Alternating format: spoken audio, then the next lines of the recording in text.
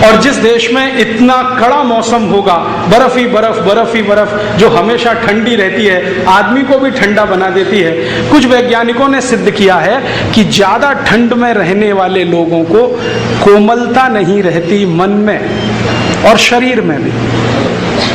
इसको ऐसे समझिए कि अगर आपको चारों तरफ बर्फ की सिल्लियों के बीच में बिठा दिया जाए, थोड़े ही समय में आपकी सारी हड्डियां और मांसपेशियां कड़क हो जाएंगी। कभी करके देख लीजिए। तो जो लोग 9-9 महीने चारों तरफ बर्फ से घिरे रहते हैं, उनकी हड्डियां और मांसपेशियां सब कड़क रहती हैं। और हड्डियां मांसपेशियां कड़क हैं तो मन पे भी तो कुछ असर पड़ता होगा ना, तो मन भी कड़क है। यूरोप और अमेरिका के लोग ऐसे ही हैं जैसे ठंडी बर्फ होती है। नकली मुस्कुराहट, नकली इज्जत, नकली सम्मान, सब कुछ नकली, एकदम बर्फ जैसा। असलियत उसमें कुछ भी नहीं। कोई मुस्कुराएगा भी तो आपको समझ में आ जाएगा कि ये नकली मुस्कुरा रहा है, अंदर से नहीं मुस्कुरा रहा। और इज्जत और सम्मान देने का तो प्रश्न ही नहीं है। अब ये जो इलाके में रहने वाले लोग हैं, इनका निजी जीवन कैसा है, 2-3 छोटी छोटी बातें बताता हूँ। यूरोप का एक बहुत बड़ा फिलोसोफर, उसका नाम रूसो। रूसो की ऑटोबायोग्राफी मैंने बार बार पढ़ी। वो उसमें लिखता है कि मेरी जिंदगी में 5 बच्चे हुए। इसको ध्यान से सुनना। रूसो माने आज से लगभग 200-225 साल पहले का व्यक्ति और उस जमाने की व्यवस्था का प्रतिनिधि। तो आज से 200 साल पहले का यूरोप कैसा है, इसका अंदाजा आप लगा सकते हैं। रूसो कह रहा है कि मेरे 5 बच्चे हुए, उसमें से 4 मैंने लावारिस छोड़ दिए, एक को पाला, एक को ही रखा घर में, 4 को छोड़ दिया। फिर आगे लिखता है कि 4 को छोड़ा कहां, तो कहता है कि जब मेरा पहला बच्चा हुआ तो मैं अपनी पत्नी के पास नहीं था। आप जरा सुनना इसको ध्यान से। मैं मेरी पत्नी के पास नहीं था और मेरी इच्छा नहीं थी कि वो बच्चा पैदा हो, लेकिन मेरी पत्नी ने कर दिया, तो मैंने उसको घर के बाहर टोकरी में रख दिया, कुत्ते उसको खा गए। पहला बच्चा। रूसो लिख रहा है कि दूसरा बच्चा जब पैदा हुआ तो मैंने उसको चर्च में छोड़ दिया और अब वो अनाथों की तरह पल रहा है। तीसरा बच्चा हुआ तो किसी फादर को दे दिया बैप्टिज्म करने के लिए। चौथा हुआ, उसको भी घर के बाहर फेंक दिया, भेड़िया खा गया। 5वां कहता है मैंने मेरे साथ रखा है।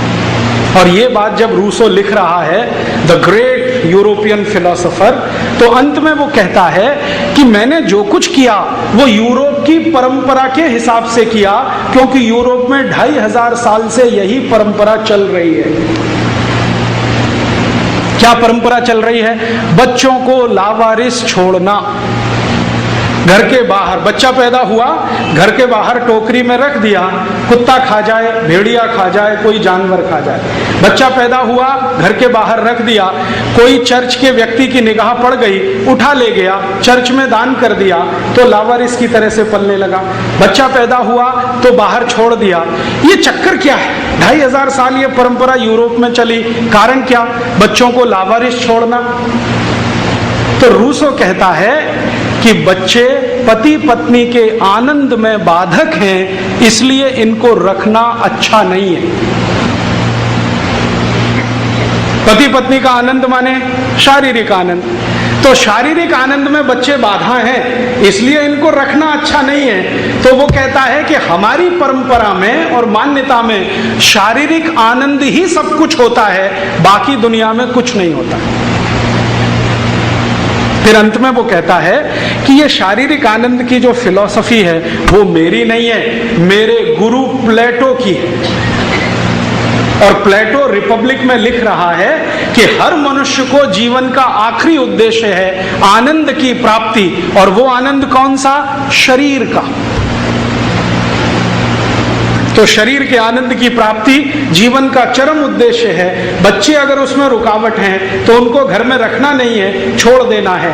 ये मान्यता और परंपरा यूरोप में 2500 साल चली है और यूरोप अपने आप को महान कहता है। अब मजे की बात है कि ये जो परंपरा उनके यहाँ 2500 साल चली, बच्चों को लावारिस छोड़ना, तो प्लेटो ने भी अपने बच्चे लावारिस छोड़े, अरस्तु ने भी छोड़े। लेविनिज ने भी छोड़े, देकार्ते ने भी छोड़े, प्लेटो ने तो 4 शादियां की थी, चारों शादियों से जितने बच्चे हुए 12, सबको लावारिस छोड़ा उसने। उन्होंने कहा बच्चा रखना ही नहीं है, ये हमारे तो गलती से आया, हमने नहीं लाया, हम तो कुछ मजा ले रहे थे, एक्सीडेंटल हो गया, अब इसको रखना थोड़ी है, छोड़ दो इसको। तो इन छोड़े हुए बच्चों को संभालने के लिए वहां के राजाओं ने और सरकारों ने कुछ संस्थाएं खड़ी की हैं जिनको कॉन्वेंट कहा जाता है। अंग्रेजी का एक शब्द है CONVENT, कॉन्वेंट। कॉन्वेंट का माने है लावारिस बच्चों का स्कूल।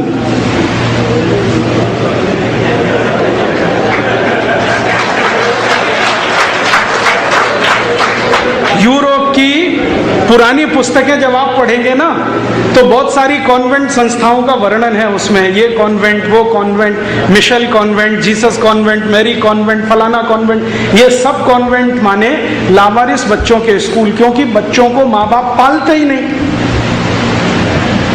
अब उनको तो कहीं ना कहीं रखना है, या मर जाएं, जानवर खा जाएं तो ठीक ही है, अगर बच गए जानवरों से तो कुछ तो करना है, तो सरकार उसकी व्यवस्था करती है या राजा व्यवस्था करता है।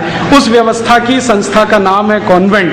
कॉन्वेंट का अर्थ है लावारिस बच्चों का स्कूल, जहां पर ऐसे बच्चे पढ़ते हैं जिनके माता पिता का पता नहीं। अब होता क्या है कि कॉन्वेंट में जो बच्चे पढ़ते हैं उनको माँ बाप तो मालूम नहीं है, लेकिन माँ बाप के बारे में एहसास कराना है, तो कॉन्वेंट में पढ़ाने वाले जो अध्यापक होते हैं उनको मदर, फादर, ब्रदर और सिस्टर कहते हैं।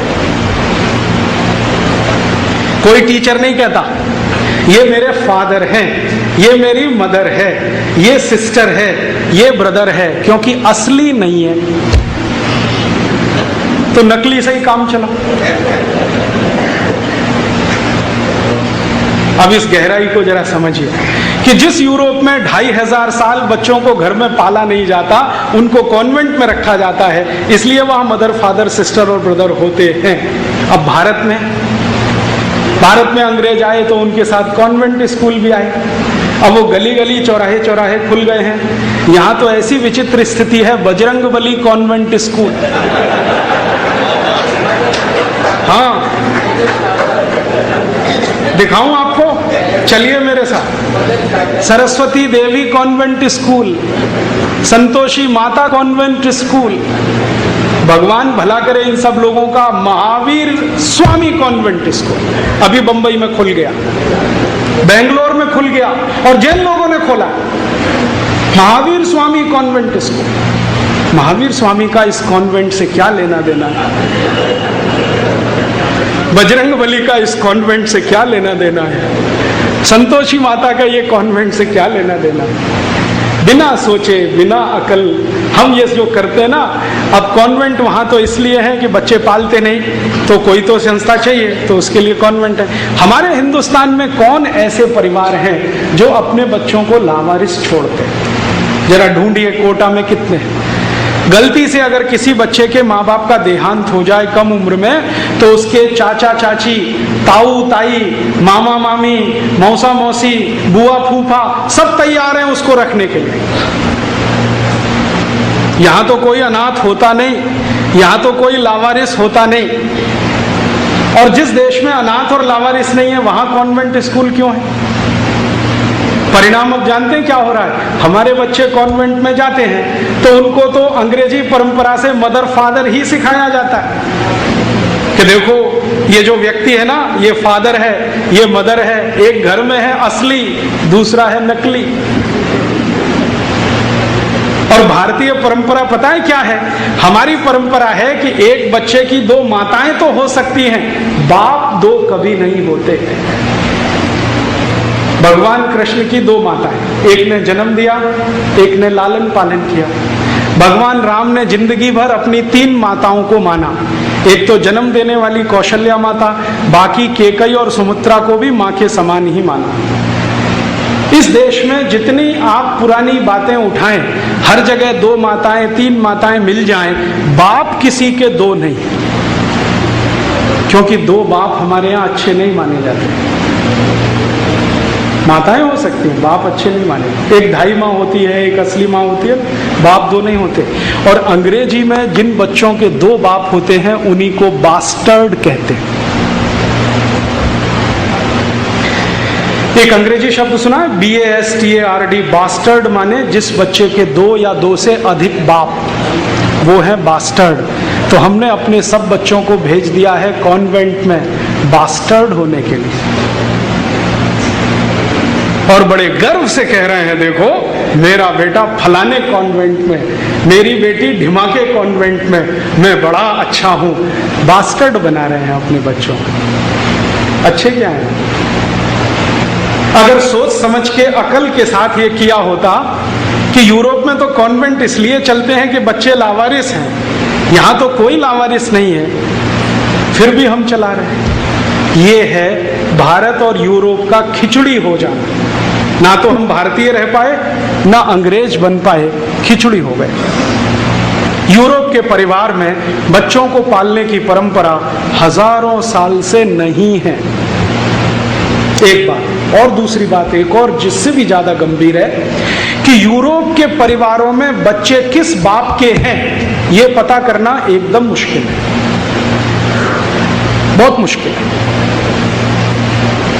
कारण क्या है? वहां जो शारीरिक संबंध हैं वो इतने खुले हैं, इतने फ्री हैं कि कोई भी किसी के साथ जाए। और जिन समाजों में शारीरिक संबंध बहुत खुले होते हैं, जहां पर शारीरिक संबंधों में लिबरलाइजेशन होता है, वहां पर बाप का पता करना बड़ा मुश्किल होता है, क्योंकि वो मां जानती नहीं है, क्योंकि पता नहीं कितनों से संसर्ग वो करती है। और ये ऐसा क्यों होता है? वो ये कहते हैं सेक्स ही जिंदगी का चरम आनंद है, इसके अलावा कुछ नहीं। तो सेक्स भोगने के लिए एक पति से संतुष्ट होते हो तो ठीक है, नहीं तो 2 के पास, 3 के पास, 5 के पास, 10 के पास, 20 के पास, 50 के पास, कोई फर्क नहीं पड़ता, क्योंकि सेक्स संतुष्टि ही जिंदगी का चरम आनंद है। ध्यान रखना। और ये प्लेटो कहता है, अरस्तु कहता है, लिबनिट्ज कहता है, दिकार्ते कहता है, रूसो कहता है, सारे फिलोसोफर कहते हैं कि हमारी जिंदगी का चरम आनंद ही ये है, सेक्स में डूबना। तो एक से नहीं मिलेगा तो दूसरा, दूसरे से नहीं मिले तीसरा, तीसरे से नहीं मिले चौथा। इसलिए शारीरिक संबंधों में कोई मर्यादा नहीं है, इसलिए वहां विवाह करना जरूरी नहीं है। इसलिए यूरोप में विवाह नहीं होते। आपको मालूम है आज भी यूरोप में 70% बिना विवाह के लोग रहते हैं। एक अंग्रेजी में आजकल शब्द आया है लिव इन रिलेशनशिप, बहुत चल रहा है। इसका मतलब है बिना विवाह के साथ साथ रहना। 2 दिन एक के साथ रहना, 3 दिन दूसरे के साथ, 5 दिन तीसरे के साथ, महीने चौथे के साथ, 2 महीने पांचवें के साथ, साल भर में 10-20 बदल दो। ये आज की परंपरा नहीं है, हजारों साल की। तो विवाह होता नहीं है, बिना विवाह के ही सब होता है। तो विवाह की परंपरा भी नहीं है, मान्यता भी नहीं है, इसलिए विवाह करना, कराना वहां कुछ महत्वपूर्ण बात नहीं मानी जाती। अब जहां सेक्स संबंध ही जिंदगी का सारा उत्कर्ष है, चरम है, तो वहां फिर मान्यता क्या है? वहां मान्यता यह है कि स्त्री और पुरुष ऐसे ही हैं जैसे इस्तेमाल करने वाली वस्तुएं। जब तक मजा देती हैं इस्तेमाल करो, जिस दिन नहीं देती है फेंक दो, नहीं ले आओ। तो महिला जब तक आनंद दे रही है तब तक रखो, जिस दिन बेकार हो गई घर के बाहर निकालो, दूसरी ले आओ, बाजार में मिलती है। अब परिणाम क्या होता है कि एक साथ बहुत सारी महिलाओं से शारीरिक संबंध रखना, तो पता कैसे चले बाप कौन सा है? अब जहां सेक्स संबंध ही जिंदगी का सारा उत्कर्ष है, चरम है, तो वहां फिर मान्यता क्या है? वहां मान्यता यह है कि स्त्री और पुरुष ऐसे ही हैं जैसे इस्तेमाल करने वाली वस्तुएं। जब तक मजा देती हैं इस्तेमाल करो, जिस दिन नहीं देती है फेंक दो, नहीं ले आओ। तो महिला जब तक आनंद दे रही है तब तक रखो, जिस दिन बेकार हो गई घर के बाहर निकालो, दूसरी ले आओ, बाजार में मिलती है। अब परिणाम क्या होता है कि एक साथ बहुत सारी महिलाओं से शारीरिक संबंध रखना, तो पता कैसे चले बाप कौन सा है? बिना शादी के बच्चे होंगे तो पता कैसे चले बाप कौन सा है। तो इसलिए यूरोप में परिवार बनता नहीं है। परिवार तो कुछ निश्चित बिंदु से शुरू होता है ना। परिवार तो ऐसे शुरू होता है, मेरी माँ ने कहा देख ये तेरे पिताजी हैं, बस वहीं से शुरू हुआ। वहां कोई माँ ये कह नहीं सकती कि ये तेरे पिताजी, पता ही नहीं है उसको कौन सा पिताजी है। और ये 1-2 साल नहीं रहा है, 2500 साल ये रहा है। और 2500 साल में कम ज्यादा होता रहा। आज भी 2006 में यूरोप में यही चल रहा है। मैक्सिमम लोग लिव इन रिलेशनशिप में हैं, धर्म पत्नी और पति बनके नहीं है। गर्लफ्रेंड बॉयफ्रेंड हैं, पति पत्नी नहीं है। जो हमारी परिभाषा है ना पति पत्नी की नहीं है। तो वहां फिर होता क्या है? वहां फिर होता ये है कि जब इतने सारे लोगों से इतने तरह के संबंध आप रखें तो सबसे ज्यादा वेनरल डिसीजेस, सेक्स जनित रोग सबसे ज्यादा इसी समाज में, सबसे ज्यादा। और आजकल तो आप सुनते हैं ना बार बार, वफादार रहो, एक ही पत्नी से संपर्क रखो, नहीं तो ये हो जाएगा ये हो जाएगा। यूरोप में ये कहानी 2500 साल से ऐसे ही चल रही है। फिर बीच बीच में कुछ लोग ऐसे आए यूरोप में जिन्होंने इसको बदलने की कोशिश की। बीच बीच में उनके समाज में ऐसे लोगों ने जन्म लिया, वो कहने लगे कि ये अच्छा नहीं है, गलत है, इसमें कुछ लिमिटेशंस करो, नियम बांधो, परिवार बनाओ, शादियां करो, शादियों के साथ रहो। ऐसे कुछ लोग आते रहे।